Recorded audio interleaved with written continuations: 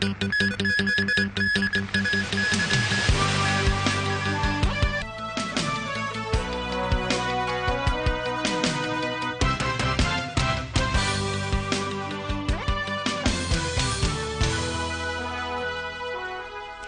evening. There is fallout today from the government's announcement to grant 2 new free-to-air television licenses. Hong Kong Television Network, which did not get a license, is considering whether to legally challenge that decision. Ricky Wong's TV venture has also announced it will lay off more than half of its workforce. Joao Da Silva reports.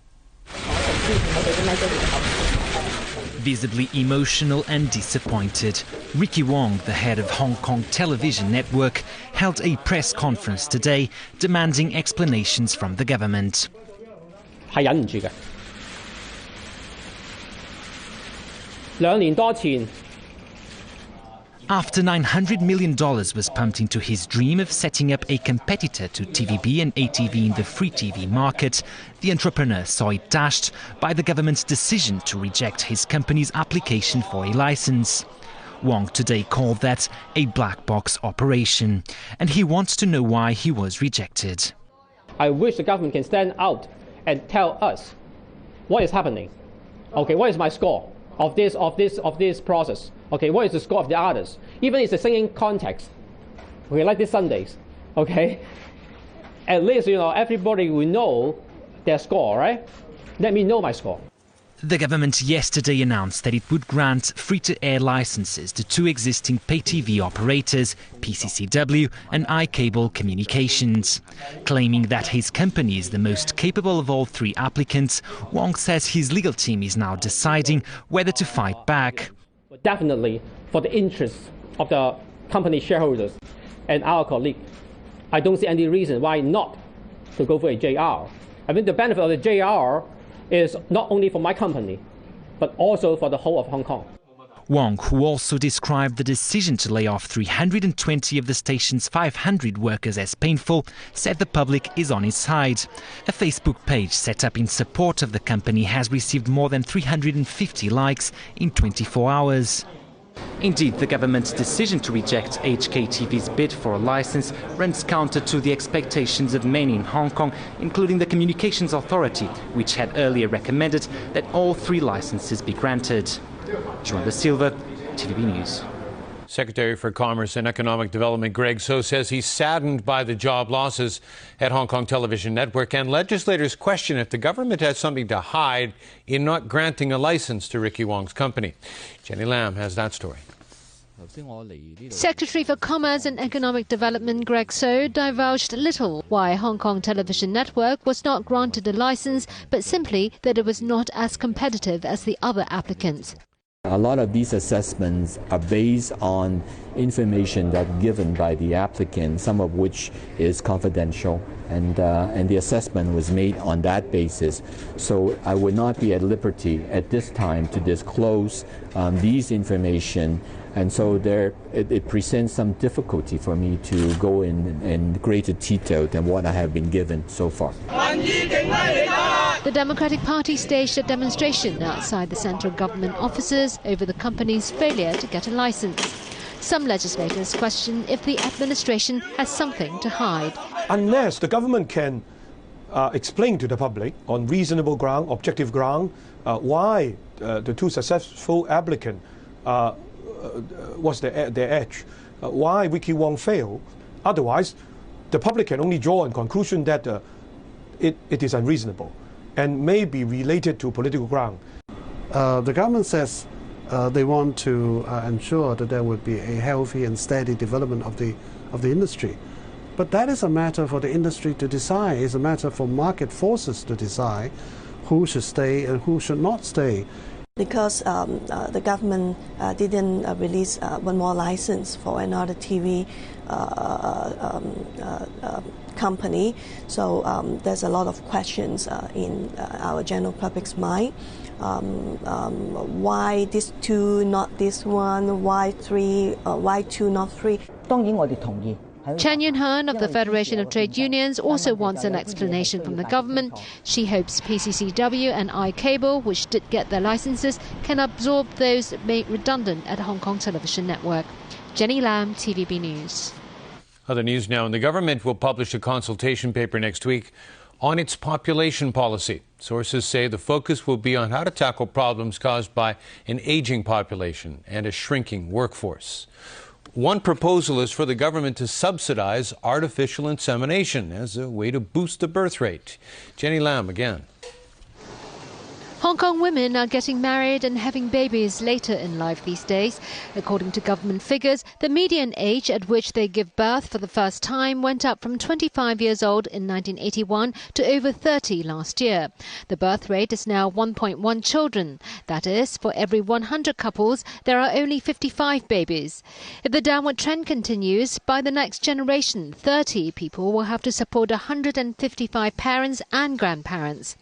A falling birth rate in turn results in an aging population, greater welfare expenses, manpower shortage and slower economic growth. Sources say a new consultation document on the government's population policy will put forward various ways to encourage people to have babies. Data from the Council on Human Reproductive Technology shows that here in Hong Kong, the number of people who sought help to get pregnant rose from just under 5,000 in 2009 to more than 10,000 in 2011. Private hospitals that provide such services welcome possible government subsidies for artificial insemination. They say right now, aspiring parents have to wait at least 6 months on average before they can get the treatment they need. If the hospitals are to expand their services, they will need to train more staff. Obstetrician Tung Hiu Fong says they need qualified nurses and specialists. Artificial insemination could cost hundreds of thousands of dollars. Sources say the consultation paper will also look into ways to encourage people to start a family at a younger age, because that could be a more cost-efficient way of boosting the population. Jenny Lam, TVB News. At least 9 people are dead after a Chinese-owned cargo ship hit a seawall and partially sank off South Korea's southeastern coast. The 8,500-ton ship was anchored off the port city of Pohang, but high waves forced it against that seawall. 8 were rescued and 2 are still missing. 18 of the 19-member crew were Chinese and the other Vietnamese. The ship, owned by China's Lishan International Shipping and registered in Panama, was carrying about 130 tons of bunker oil. The South Korean Coast Guard says there may have been a problem with the ship's anchor. Emergency crews and survivors in the central Philippines have been spending a grim day, sifting through the destruction after a 7.2 magnitude earthquake tore through the region. 3 people were pulled from the rubble in Cebu amid shattered buildings and crumbling roads. The number of dead has risen to 144, with Cebu and Bohol Island absorbing the brunt of the earthquake and its aftershocks. Historic buildings, hospitals and churches have been heavily damaged, and power has been knocked out to much of the area. Aid is being rushed to the region, and survivors are being put up in temporary shelters. Rescuers say they expect the death toll to rise as communication is reestablished with isolated areas. It was a day of chaos in the U.S. Congress yesterday after House Republicans introduced a new partisan bill to avert government debt default, angering Democrats. However, the day ended with renewed optimism after the last-ditch effort by the conservative Republicans collapsed. Here's Alan Booknia. It had appeared that Senate Republicans and Democrats were on course for some sort of compromise. Then Republican House Speaker John Boehner introduced a House of Representatives version of legislation that would keep the government running in exchange for concessions on President Barack Obama's health care law. Listen, we're working with our members on our way forward and to make sure that we provide fairness to the American people. The plan was greeted with anger from Democrat senators who had been negotiating with their Republican counterparts to reach a compromise. I know I speak for many of us who've been working in good faith when I say that we felt blindsided by the news from the House. But this isn't the first time. Extremist Republicans in the House of Representatives are attempting to torpedo the Senate's bipartisan progress. Within a few hours, however, objections came from all corners of the rank and file, and the measure was pulled. After a meeting between President Barack Obama and top Democrats, there was once again hope that a deal could get done. We're still optimistic that there is a path to lift the debt ceiling in time. We're pleased with the work done thus far and what we've heard of the bipartisan legislation being prepared in the United States Senate. The Senate deal, apparently near completion, would raise the debt ceiling and resume government funding into early next year. Meanwhile, Fitch Ratings Agency has warned that it's reviewing the U.S. government's AAA credit rating for a possible downgrade. The agency says it expects to complete the review within 6 months. Alan Bookney at TVB News.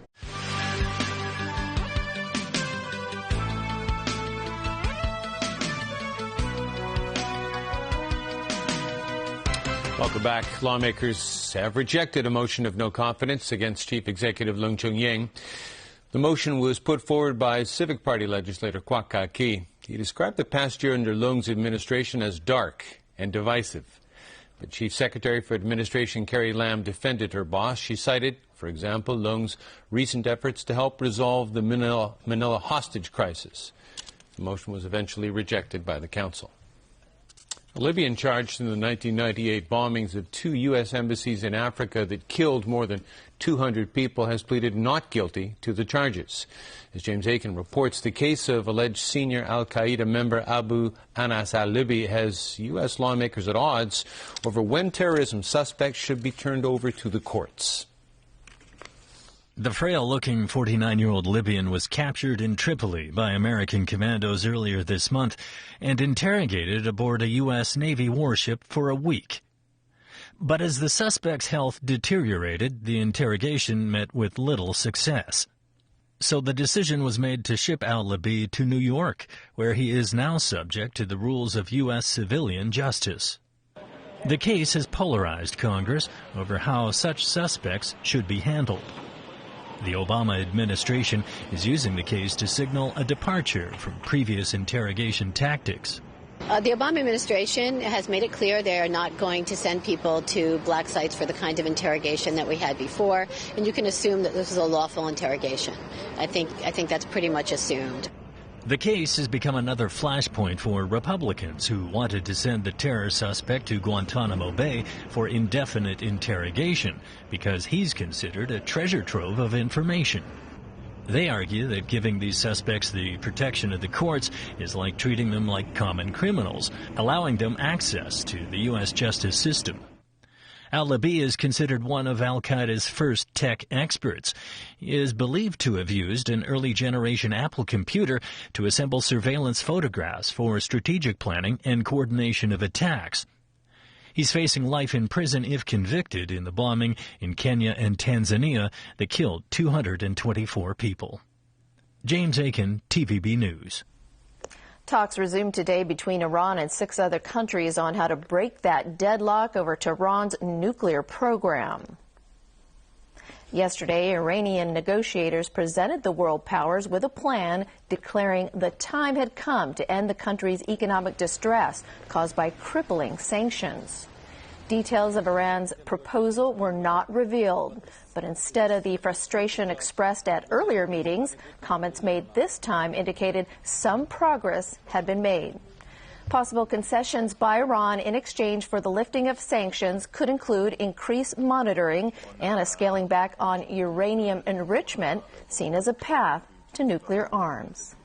Kangaroos have the right to travel too. At least that's what one kangaroo in Australia thought before his trip was rudely disrupted by airport security in Melbourne. All kidding aside, this eastern grey marsupial was injured by a vehicle. This stands to reason why he ducked into a drugstore right before his flight. Passengers got a thrill seeing him hop to his gate, but security wasn't amused.